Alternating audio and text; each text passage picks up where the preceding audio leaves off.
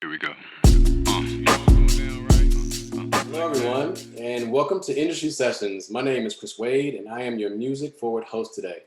Music Forward is a national nonprofit organization inside the Live Nation family with a mission to transform young lives, inspire careers, and champion a more inclusive music industry.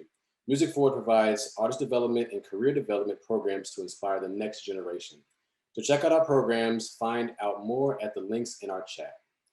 I'm excited to host my first of industry sessions with you today, where we get to connect our communities to the music industry to discuss industry trends and career pathways. We have a really important topic on the agenda today, and I'm eager to get started. So I want to invite our special industry guest panelists to join me on camera and welcome all of our guests. Tony Abner, BRBN, and Torres. Let's begin our panelists telling us more about themselves and their role in the industry. Let's start with BRBN. Please tell us a little bit about your career and your journey in the music business. Hi, my name is BRBN. I've worn a few different hats in the industry. I've done songwriting for sync licensing for major label and independent artists. I've done recording artist stuff where I've built my own brand, and I've been fortunate enough to collaborate with artists like Mafio and Shaggy. And I've also creative directed some music videos. Tony.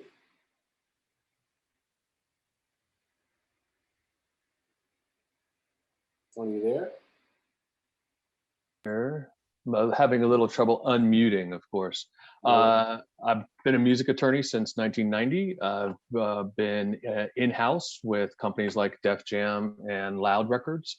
And I've worked in private practice representing, baby bands all the way up to multi-platinum Grammy award-winning artists. So I've been both in the company and out of the company. And I've also represented companies as well as artists in private practice. And last but definitely not least, Torres. Hey everyone, my name is Rich Torres, business manager for about 10 years now, doing mostly producers, artists, writers, taking care of everything financial on the financial side, royalties, show income, and also dealing with payments as well. Absolutely. A lot of people on the creative side of the business tend to think solely about that, songwriting, production, the creation process. But in order to have a sustainable career, the nuts and bolts of the business and understanding that is super important. Going to you, Rich, first, as a business manager, can you talk about exactly what that is in contrast to a personal manager? Because a lot of times people hear manager and they think one thing, but what you do is very specific to finances and helping artists have money in the bank for a long term. Yeah, so usually your manager should be dealing with managing your career and getting you opportunities to make money. My job begins once you make money. That usually deals with taxes, making sure that you're putting aside money for taxes, making sure that the day-to-day things that you're doing in your life are related to your business, that you're writing those off and keeping track of those expenses, knowing what you're spending in your business and making sure that your business is profitable and what's coming in, what's going out, and planning for the future. And, from a legal perspective, Tony, can you help elaborate on your role as a lawyer and how you help an artist and their team chart a career path forward? Sure. I mean, it's different at different stages. At the beginning of an artist's career, you're trying to help bake the bread. You're trying to help find the opportunities for the artist, introduce them, expand their network so that they can find opportunities to make money and start their career moving forward, to either introduce them to collaborators or to brand partnerships for sponsorship and endorsements, or to record companies or publishing companies. Sometimes we'll make the introductions to business managers if there isn't one in place. Or sometimes we're early on in the career, we may be helping them find a manager or solidify their relationship with their manager. So that's kind of the early phase. And then later on, as an artist is developing more success, they kind of become a cottage industry that spins off a lot of different kinds of businesses. And as a music lawyer, you kind of are like the point guard for helping them identify what other experts might need to be passed the ball to give additional advice in the area of tax, or they start getting into real estate, or maybe needing to lease places or different things like that. Bus rentals, touring agreements with outside vendors, staging companies, promoters, stuff like that. You start helping to bring those pieces together. Thank you, Tony. So Bourbon, you are the creative on the call. Yeah. From a business perspective, how have you chosen to set up yourself as a creative entity business-wise? It actually took me a lot of time to catch my stride, because when you're creative, it's very easy to blur the lines and not to really know, like, hey, I just contributed creatively to this, that gives me a piece of this pie, or hey, I just creatively contributed to that. So if I could give anybody advice here, it's basically to know your worth and know that your creative input does deserve to be monetized, and to align yourself with more business savvy people, such as an amazing lawyer. That was the first piece of advice that I gave, because my lawyer changed my life, because I was able to use them as a point of contact to understand my value, the things that I was contributing and bringing to the table, and what piece of the pie was owed to me because of that. Otherwise, you're just hanging out with your friends and you're making stuff and you don't realize, like, oh snap, I deserved credit on that music video, or I deserved credit on that song, or hey, I deserve a percentage of those royalties. And it's, again, as a creative person, it's your job to be creative, but it's also your job to align yourself with people who are more left-brained and can actually make sure that you're maximizing your potential and your profit. And you talked about the learning curve, right, of how to balance out the creative with the business. Yeah. What were some of the things that you employed to learn about the business aspect? Well, to be 100% honest with you, a lot of it came from watching my friends fail. I know that sounds so mean, but basically, like I was very fortunate in that way to have friends that kind of had momentum before I kind of got my foot in the door, and to kind of see them dealing with signing bad deals, or seeing them kind of sign deals without a lawyer, or give away their publishing, or things of that nature. And I was kind of just building relationships. So I was able to have those same relationships without having the business kind of being locked in, and kind of have like a freelance kind of vibe for like a substantial period of time before I started doing more like non-exclusive deals with different sync companies or different artists, or so I've managed to be very unscathed in that way. I think that's a blessing, because you don't hear that too often, right? Like, learning from the other failures around you and not your own is super important. And I would say for anyone that's listening in, do that as much as you can, right? Like, to stay in this business is probably one of the things you want to stay accomplishing every day, because it can take a toll on you. So let's talk a little bit more about business structure in general. Like, and Richard, I would love for you to lean in here.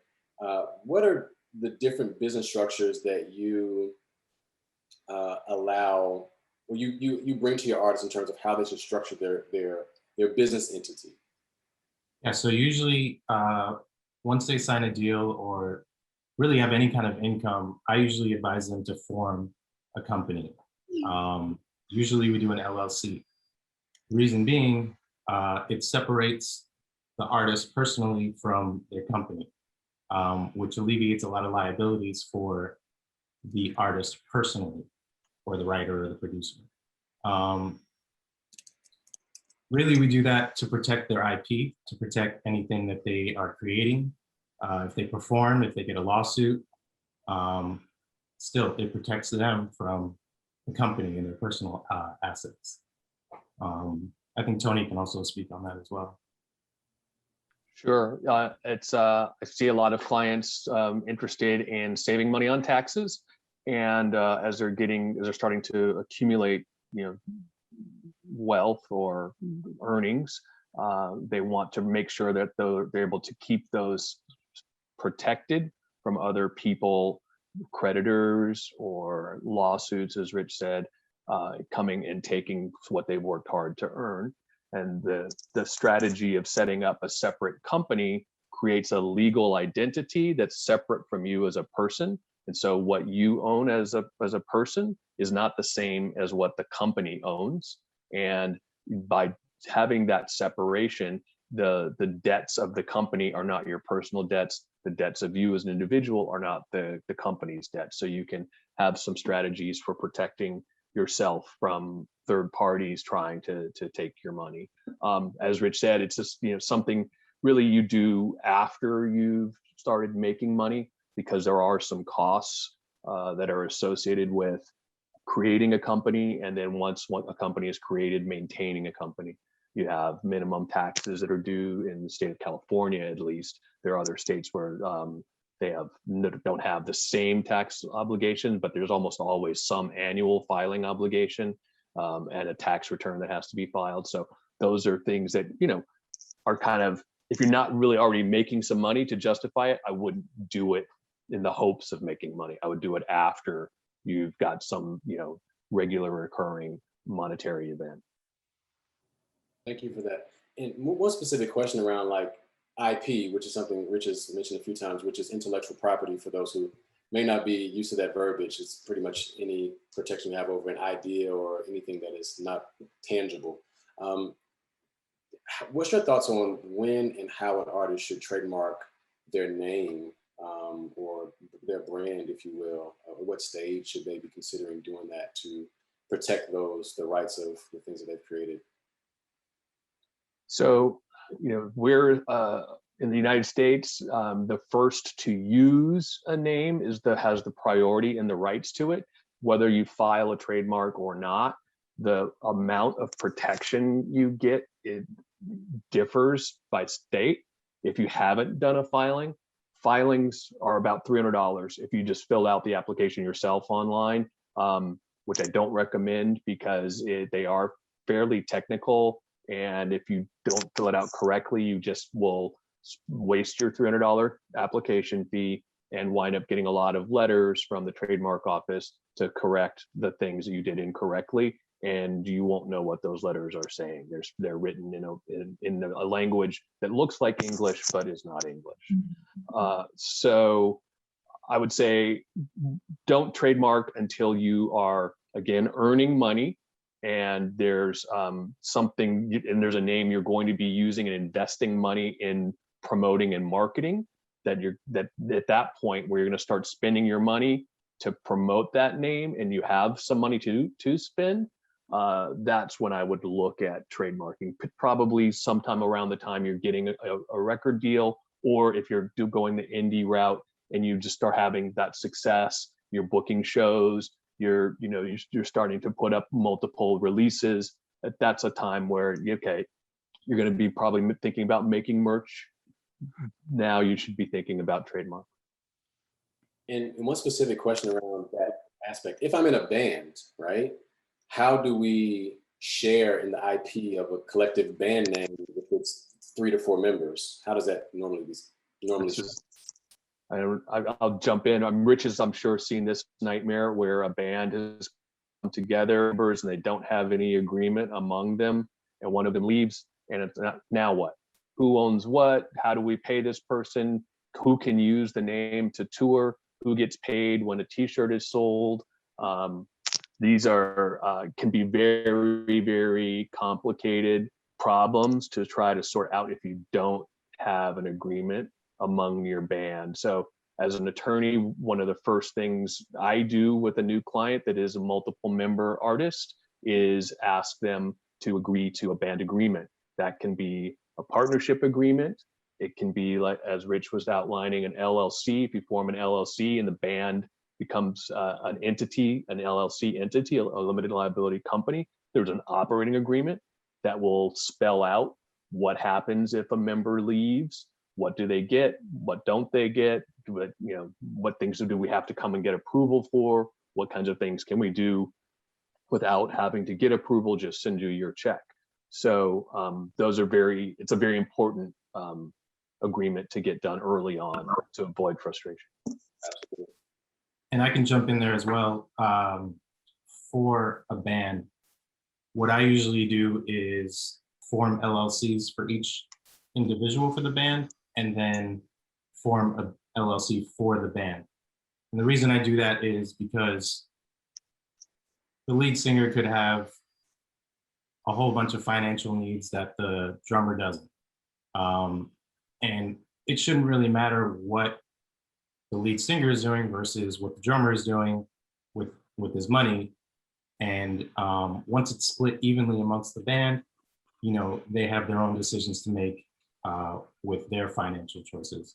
And it's always separate and evenly divided amongst the band and the LLC, but it goes to each individual LLC of the band member as well. It's a little bit more work for us on our end, but it's the cleanest way to do it. It's clean. As I was just about to say, it's definitely cleaner.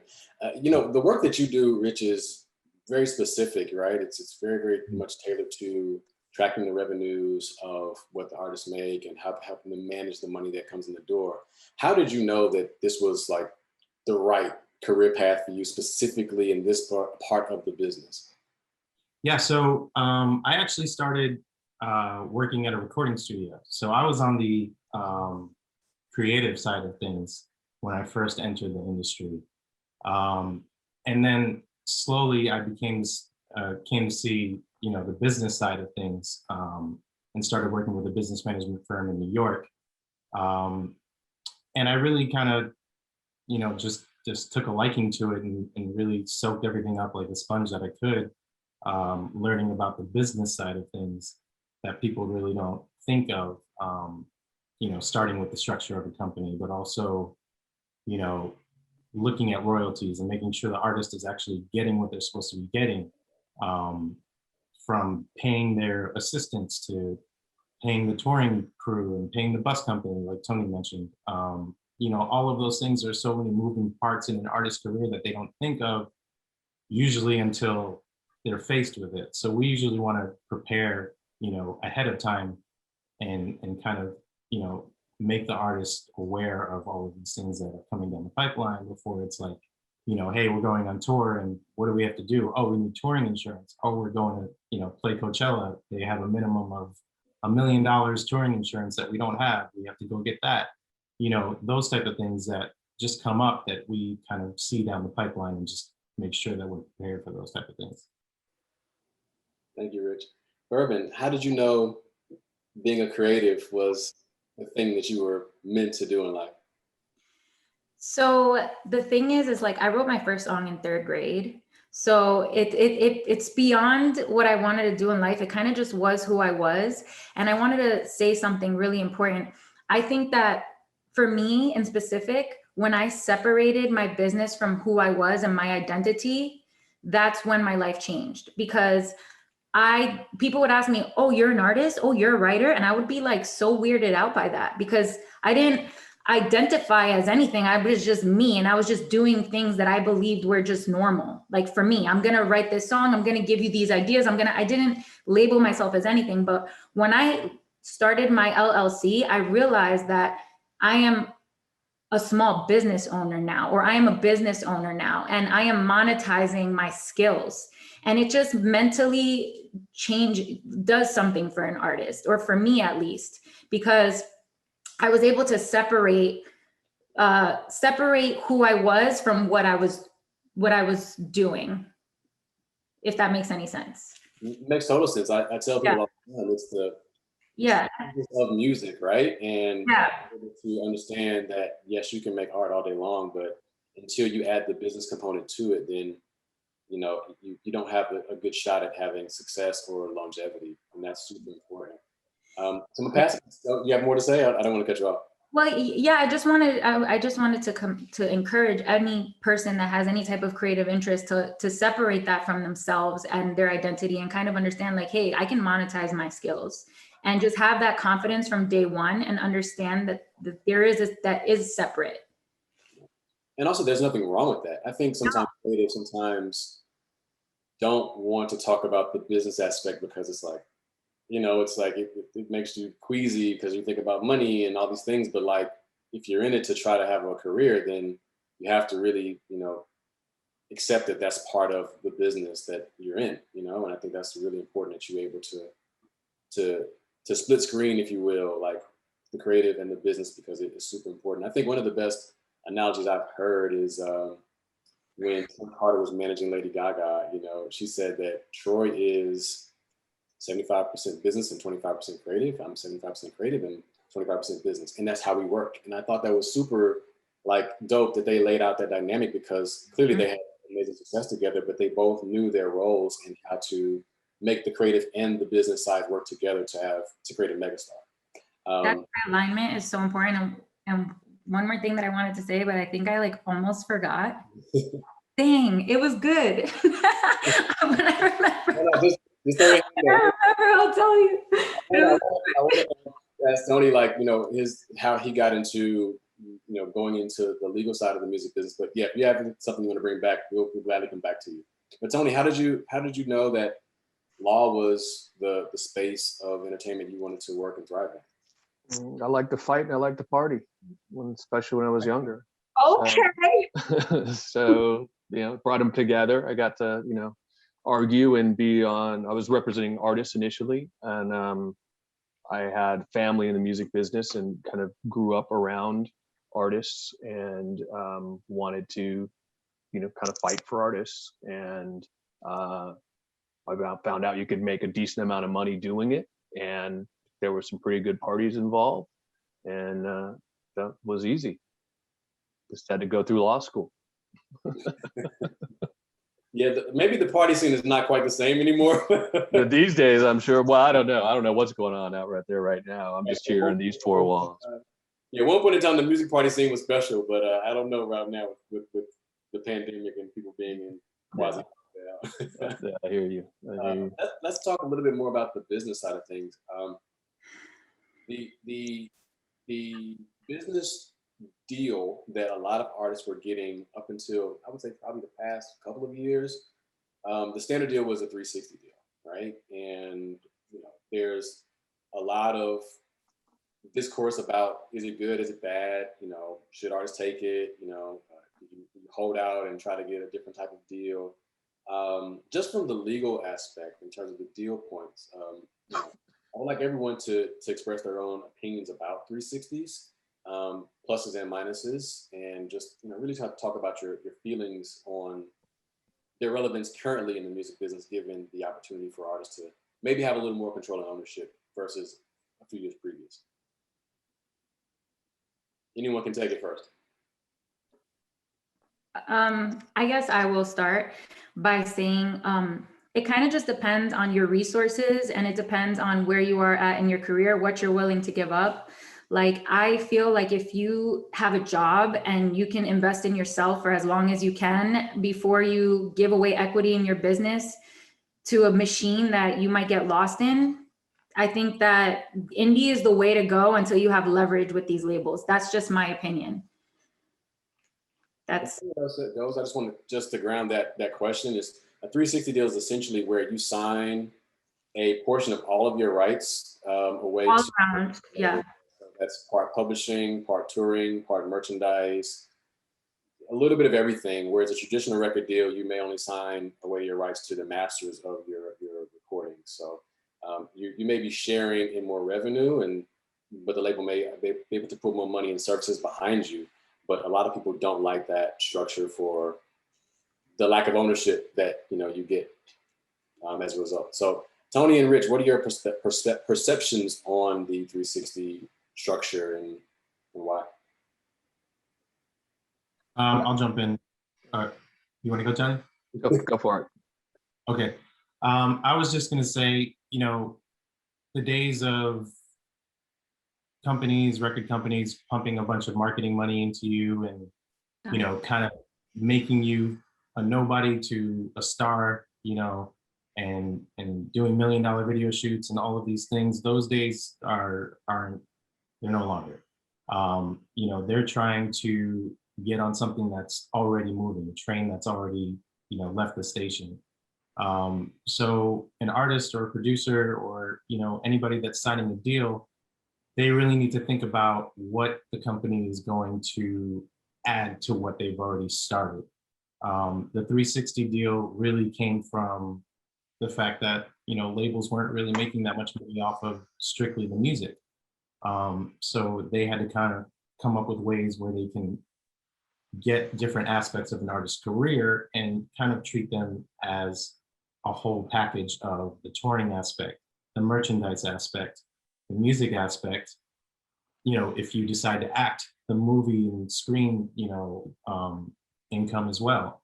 So all of those things, if a label takes you and opens those opportunities and introduces you to those type of avenues that you want to explore, then, you know, maybe that's something that you want to look at. But you also have to realize that you're giving away, you know, a certain percentage of your income. They're pretty much your partners. They're a partnership in your company. You know, again, treating it as a business, you're pretty much merging with somebody else, and you're giving up a certain percent of your company for that. I'm currently Senior Vice President of Business Affairs at a record company, BMG, and we have a music publishing company, a record company, a film and TV company. We don't do 360 deals, and I don't think I could have taken the job with BMG if they were a company doing 360 deals, frankly, because I very much opposed to them. And in my career as an artist representative, I really tried to resist. A lot of times, you know, artists or their managers would just feel that the money was too attractive and they wanted to have a deal. They want to have a major. They'd want to go through the phases of kind of building it more slowly over a longer period of time. Felt they needed that backing. There are different genres of music where, you know, the do-it-yourself indie route is more likely or has a greater opportunity for success than other genres. If you're trying to be a pop artist, you know, like if you see your career going the lane of like a Becky G or an Ariana Grande, that is a lane that's tough to do without a big machine behind you. And that would be the kind of career you would, you know, probably have to get into a situation with a major label, and they would be looking for 360s. I would say if you're successful and you become Becky G or Ariana Grande, you will for sure not be working under the deal you originally signed. You will be having that deal renegotiated several times along the way. So if you decide to go the route of doing a deal with a major, it's okay. Don't despair. You'll have an opportunity and success to fix things later on after you're successful.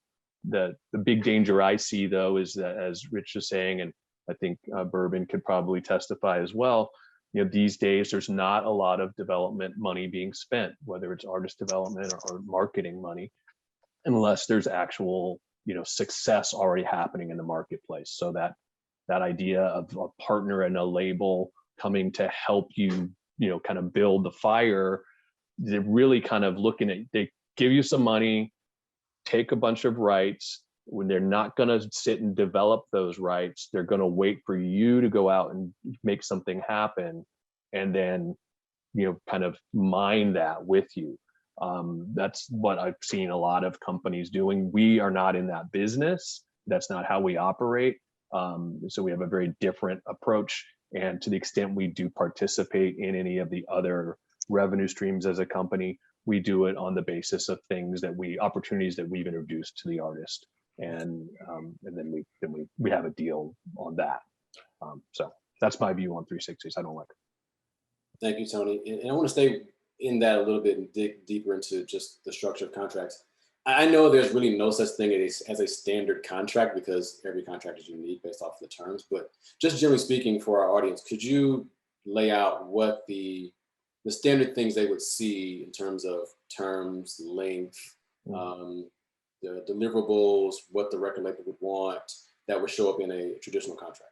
Yeah. Again, the genre of music you're in will have some substantial impact on this, but I would say you're not going to see less than one contract period with 4 options, sometimes as many as 6. So that would mean the record company puts out the first record, and then they have options on the next 4 projects that you do. They usually make those time periods be about a year between projects. So basically you're signing for, a minimum of 5 years. It usually takes an artist more than a year to do a follow-up project. So it's usually, 18 months to 24 months. So you could find yourself, in a deal for 10 years easily. On a record side, there's publishing deals as well. I leave that to a separate discussion if somebody wants to bring up publishing. The usual deal is on what's called PPD, which means you're getting paid on the published dealer's price. It's basically the wholesale price of selling the record to a store. There are very few stores anymore, so that same model now applies on a net receipts, which means the net money received by the record company. So you get a percentage of that net receipt from the streaming of your songs. And usually it's around 20 to 33%.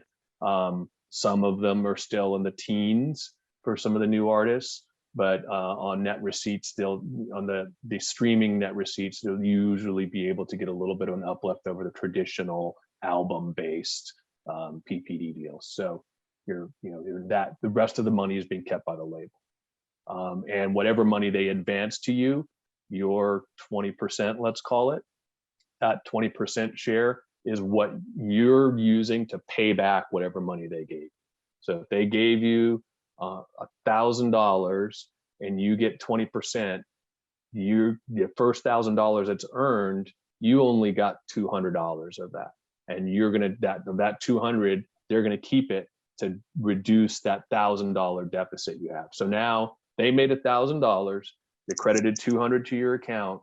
Oh, but you owe us 1,000, so now you only owe us 800.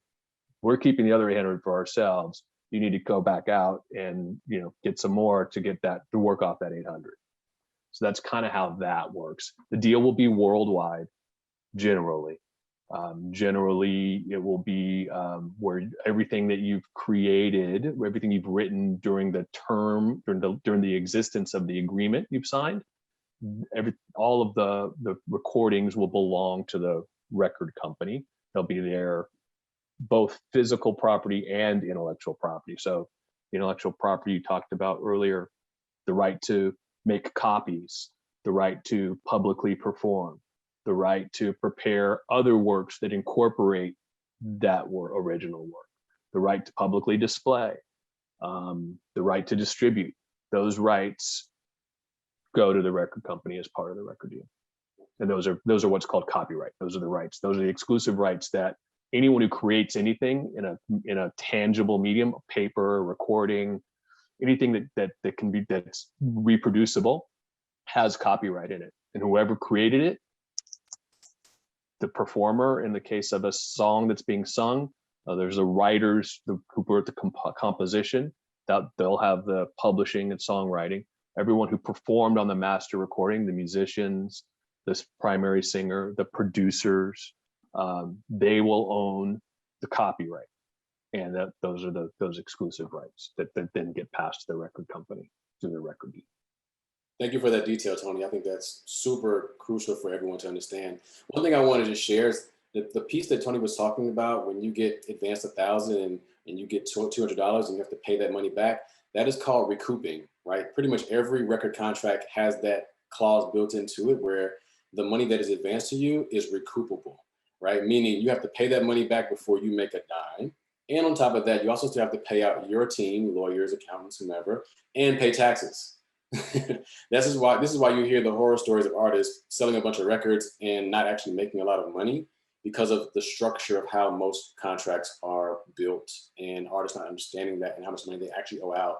So when they get that $1 million advance that you hear everyone brag about, it's not really $1 million for real.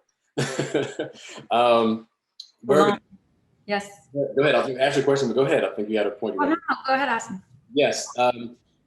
In terms of when you are presented with a contract, what are the first things that you think about when you're reading over the terms, and who do you consult with as you're looking to see if this is a good deal for you or not to consider? I send it to my lawyer right away. Good answer. I don't even like wait. I don't even try to like understand it, because I feel like there's always going to be things that you're going to miss. I didn't go to law school. That's not like what I do. But what I did want to talk about before was something that's so important, is actually like, as an artist, there's an etiquette in how we move and how we do business. Before it gets to the lawyer, before it gets to the business manager, they're handling all the back end stuff, but there's a relationship between me and you, Tony, or me and you, Rich, and me and my network of people that I'm doing business with, right? So I have to be aware of when someone's trying to get over on me, the conversations that I'm having. It's delicate too. Like, I have to be likable. People have to find me personable, but I still have to finesse the situation of like, we're cool and everything. And yeah, I understand what's going on, but you're not really good. Like, I'm going to pass this off to my team.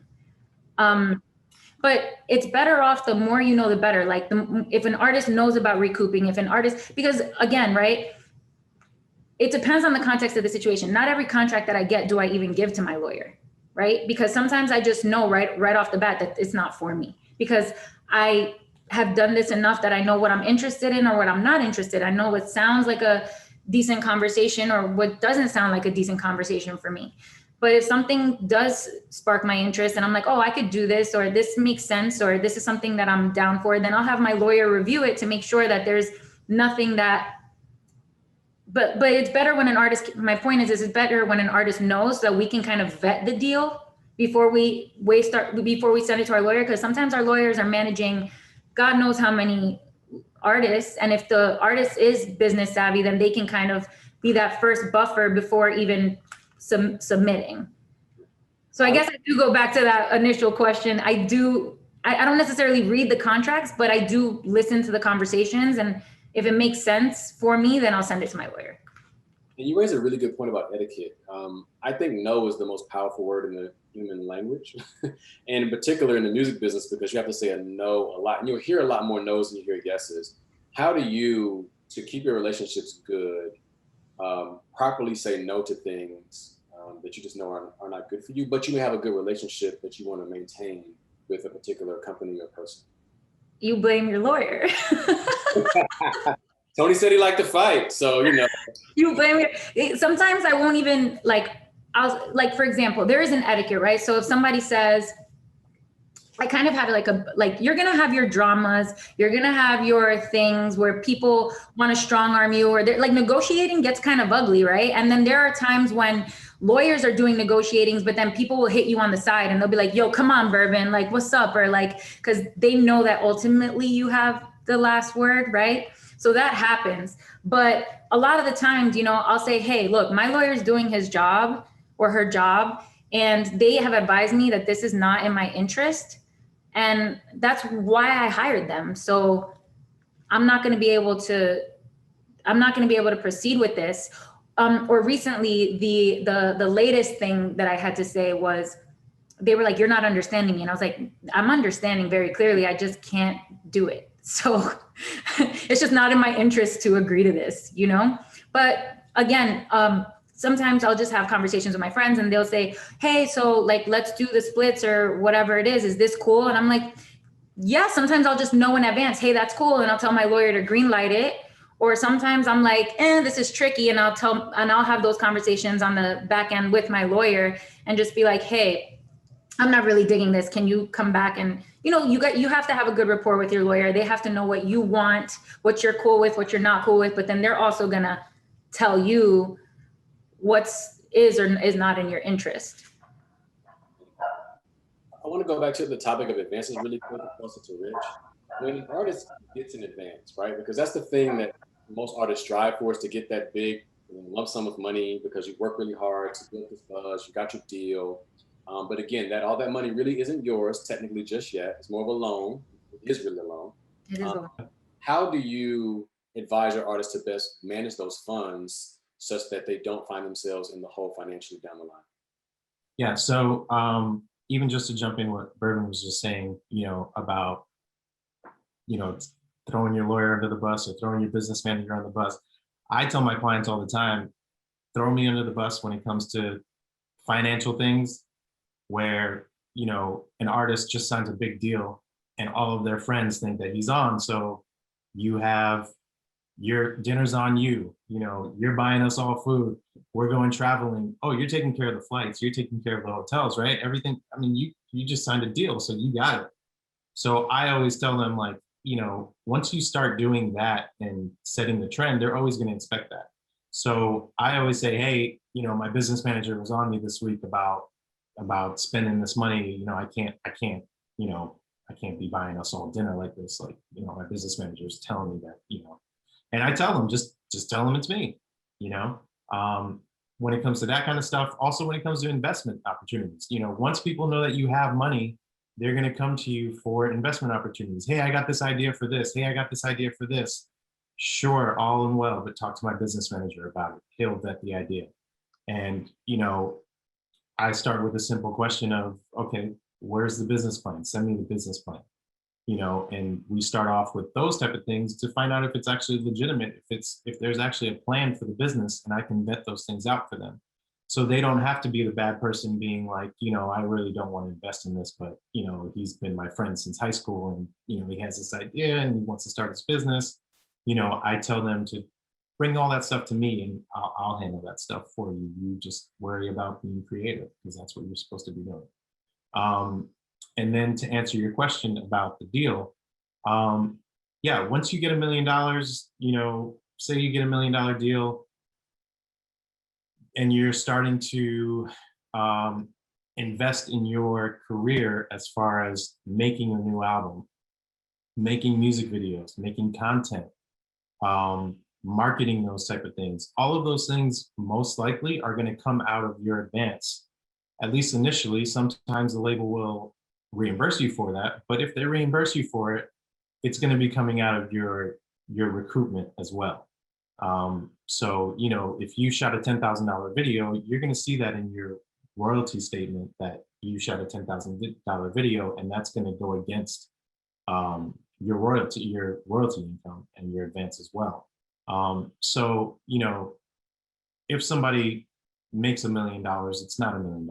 It's, you're paying, your lawyer 5%, you're paying your manager 15%, 15 to 20%. You're paying your business manager another 5%. So that's, 25% off of what you've already made. And then you have to start planning for the next year, 2 years or so, what you're going to do with that money, as far as taxes, as far as investing in studio time, in videos, and all of those things that are just going to be costs that you're going to have as an up and coming artist, going on tour, buying clothes for wardrobe, and all of these things. They all eat away at what your initial advance is, and you want to make that last as long as you can. Awesome. Thank you for that. We have some questions for the audience that we want to entertain now. And so could the first guest approach and ask your question to the panelists?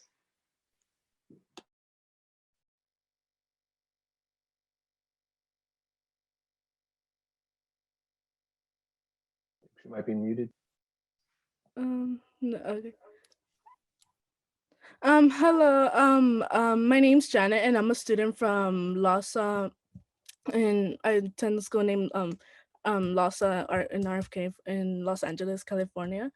So my first question goes to Bourbon. Like, have you experienced any challenges with crossovers of your music, wanting to go international? Because I feel like if you're any artist or Latin artist, do you feel sometimes it's hard to go do I want to go to reach over towards the American audience or a Latin audience, or is it hard? Because I know some management companies, they already stereotype and then just want you to stay in this one part, but for you? Like, I feel like as an artist, you want to expand all over and like try new things. Thank you for asking your question, Janet. I think right now is a really exciting time for artists because we can be so much more self-sufficient before we get into business with people like in the actual music business. That right now it's like an open canvas, like the digital market is an open canvas, right? So for me, right, when I fell into being an artist because what happened was people started hiring me to write songs, and then I would demo, and then they'd be like, no, we're just going to keep you on this song and we're going to put it out. And my first success was international. So I had my first success was in the Philippines and in France, and like I had just records going crazy, and I was like, what the heck? Like I never even expected that. Now I'm at a different point in my career where I'm being a lot more intentional. I'm curating music that I want to make, and I'm branding myself like how I want to brand myself. But there's really no,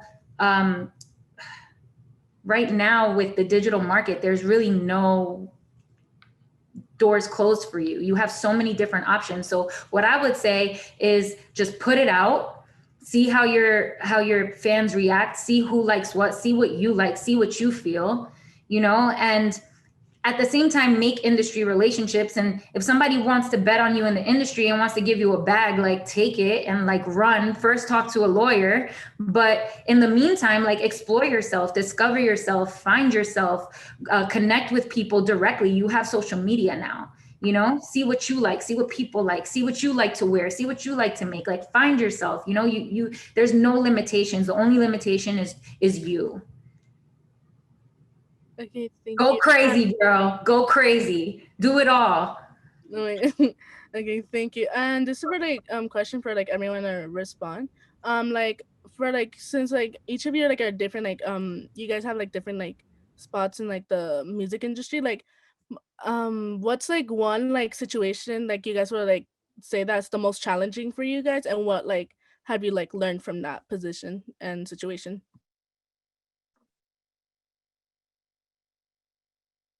I'll jump in. I think the most challenging is when an artist's expectations are frustrated by the reality of their experience, because you find passions get quite high.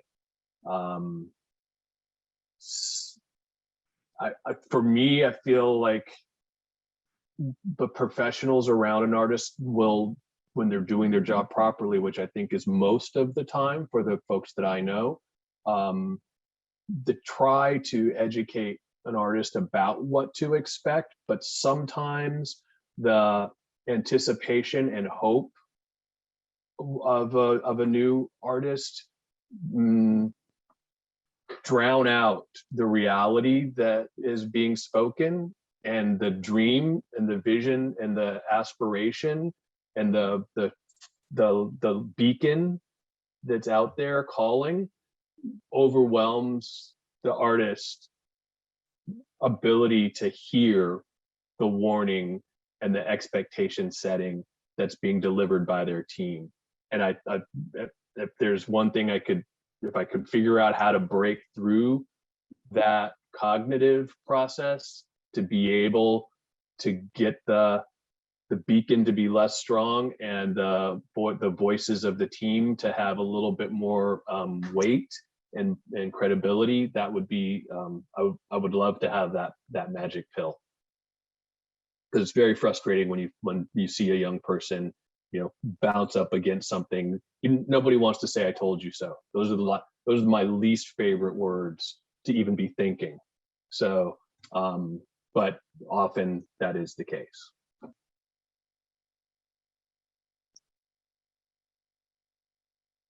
Thank you for responding to the questions. Thank you. Thank you very much. Can our next guest come up and ask your questions?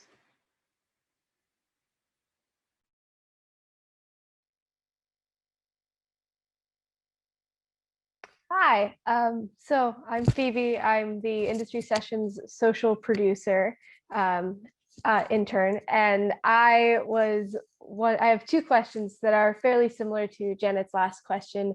First of which being, what's something that you wish artists knew about the industry, just in general? So anyone who wishes to answer that one, I guess.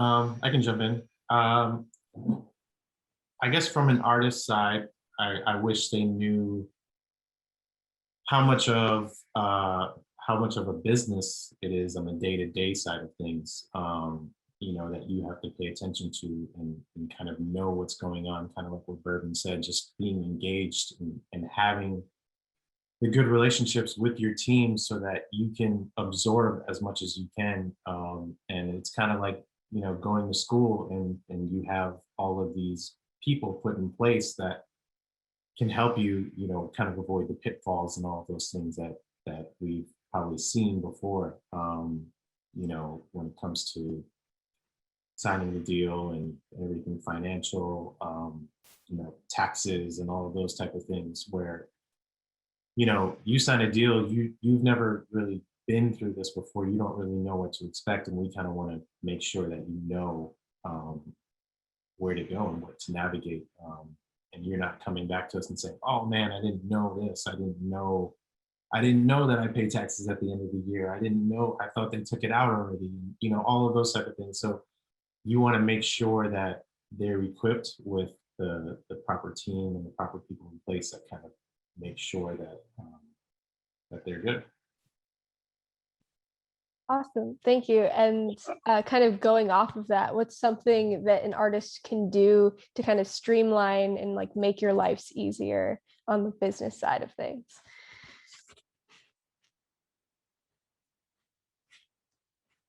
Don't have your best friend as your manager.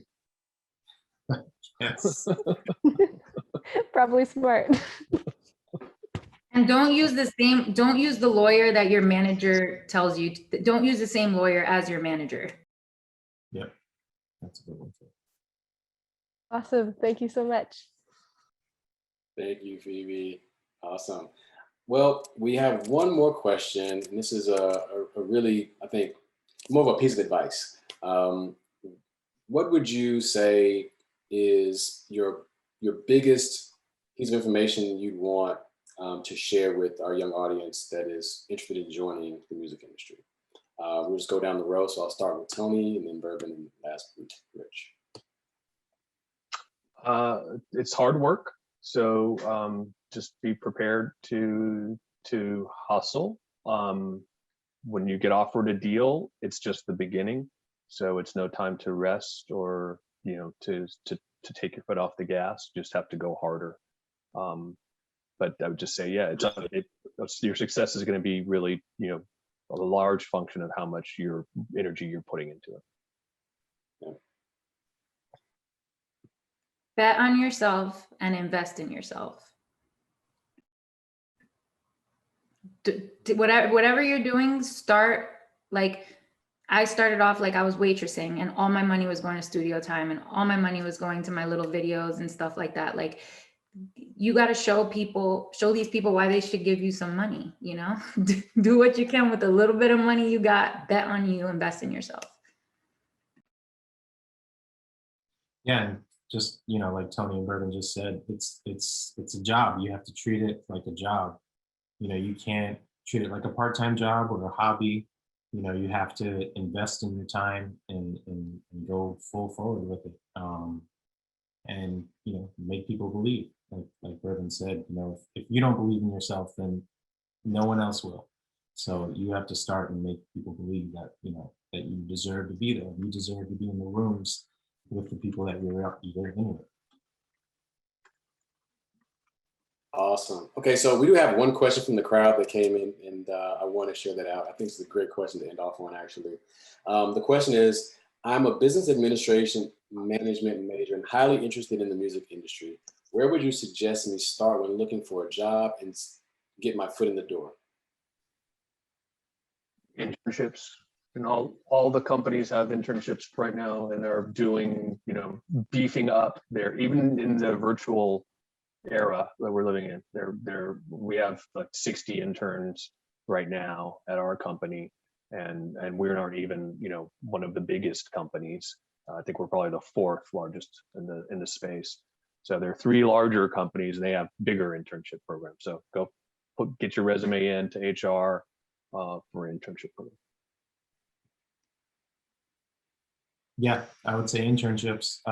Even when I started in the industry, that's how I got started. I interned at a recording studio, and I was doing 12-hour shifts and going to get, you know, Little Wayne's Pinkberry or like random stuff that they wanted in the middle of the night. But you know, if you really want it, you're gonna do it. You're gonna you know, put the time in and just again, being in the rooms with those people and just you know, taking in as much as you can, even as an intern, just exploring that, and it'll pay off, you know, if you put the time in. Urban, what are your thoughts? And please like elaborate, because I think you being on the artist side, you have a lot of the understanding of what it really takes to get in the door in that fight, you know, to really be heard and exposed. So please share your first steps on what you would suggest someone who wants to get into what they should do. Well, for a business administration management major, I really don't know. That's fair. No, I would say like network. I'm not the type of person who would like submit for an internship program like without doing my research to figure out who's in the building that I know, that like a friend of a friend that I know. Like I'm all about doing my research. For everybody that's like listening, find out who the gatekeepers are, stalk them, find out where they frequent, stalk them. No, I'm just kidding. But yeah, do your research, know who the gatekeepers are, know who the lawyers, the top lawyers are, know who the pop-in managers are, and strategize like but do it with finesse. Don't be weird, but you know, try to know who you need to know. And that will help you get really far in whatever you're trying to do. Absolutely. I think the one thing that we've all been saying without saying it directly is, you hit the nail on the head, is that this industry is based on relationships, right? Like this is all about who you know and your relationships and your rapport with them. So I love when you brought up, you know, the etiquette piece, right? Like of how you handle things with class and be savvy about it, because, you know, Tony, you've been in the business for a long time, right? Rich, you've been in the game for a long time. Like these relationships come around, and so you know your rapport starting out will follow you 20 years from now, right? And the work that you do now to build those relationships, you know, there are people that I know that, I mean, someone who works with Music Forward is somebody I met probably 20 years ago in the music business when I first moved to New York, you know, and now we're actually working together. We've never done any business together, right? Like that's how this business is. So I think your point in terms of building those relationships and really fostering them, right? Not just like, hey, I'm an artist, listen to my music, but like really making them have meaning over time is super important. My one piece of advice that I want to share with everybody, and this is just something I say about life, is that I say, especially when it comes to music, you know, always be hungry, but never be thirsty. Like for real, you know, like being hungry shows you want it, that you're passionate about it, that you deserve to be in the room. Being thirsty to me shows that you're desperate and that you'll do anything to get what you want. And sometimes that's not a good thing. And people can smell the difference between the two. And so I just want to be able to share my little tidbit of advice, given my expertise in terms of working in the business at different aspects, because I think that's a super important thing to keep your head as you start out from the very beginning of your careers. Cool. Well, we're at the end of our time together. I would love to talk with everybody for another hour, but you know, we have to be respectful of our time. Thank you to each one of our panelists for the insights and everyone joining us today.